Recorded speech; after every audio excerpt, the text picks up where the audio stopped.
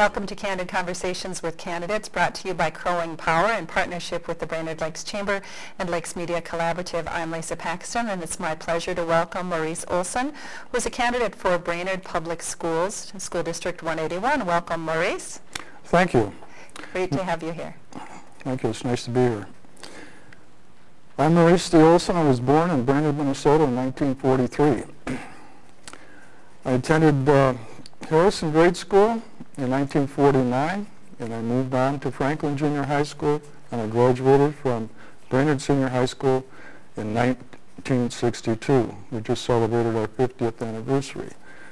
After high school, I went on to the United States Marine Corps and served 3 years of active duty in the 3rd Marine Division, 1st Marine Division. I was a 2532 radio relay operator, and I served in the island of Okinawa and other parts unknown.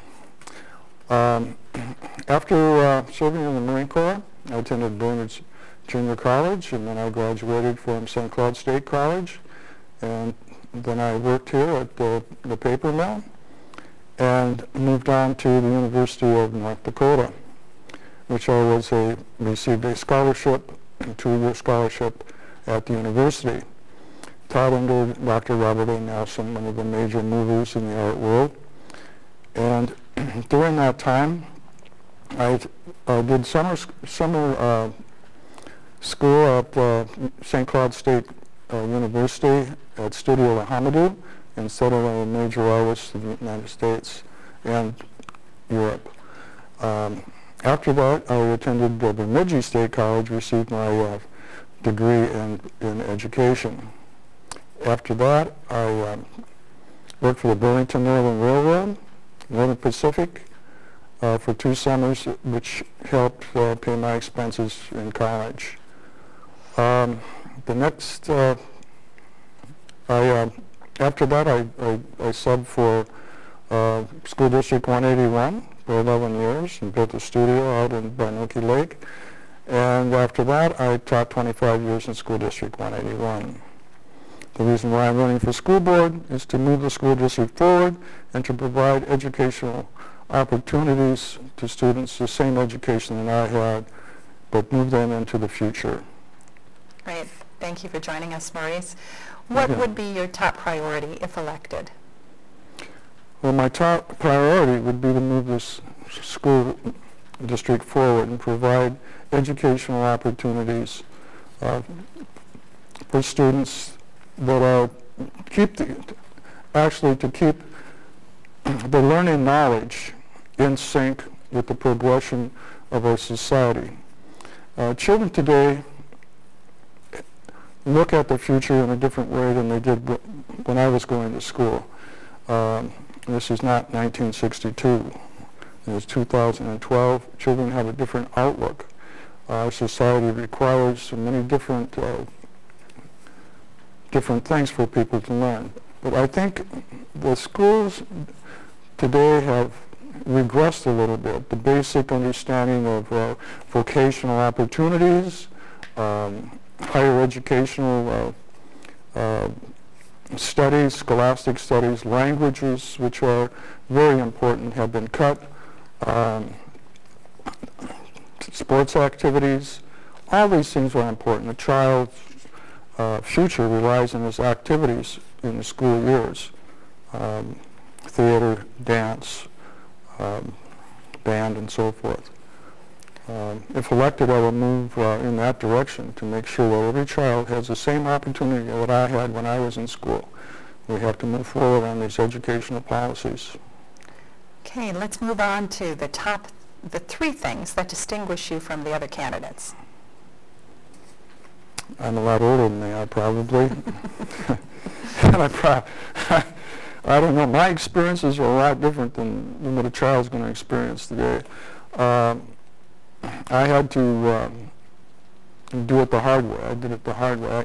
After I graduated from high school, I went in the Marine Corps, and I had a chance of either working at Potlatch, which was a fine position, work for the Northern Pacific Railway, or go in the military. I chose to get the military out of my way so I wouldn't get drafted when I was 23 or 25. My father was drafted when he was 33 and ended up in D-Day and St. Lo and the European Theater, and I didn't want to end up like that. So I had a lot of experience. I subbed for 11 years. I know every building. I taught in every building. Actually, all the schoolrooms in Harrison, I've taught in all those.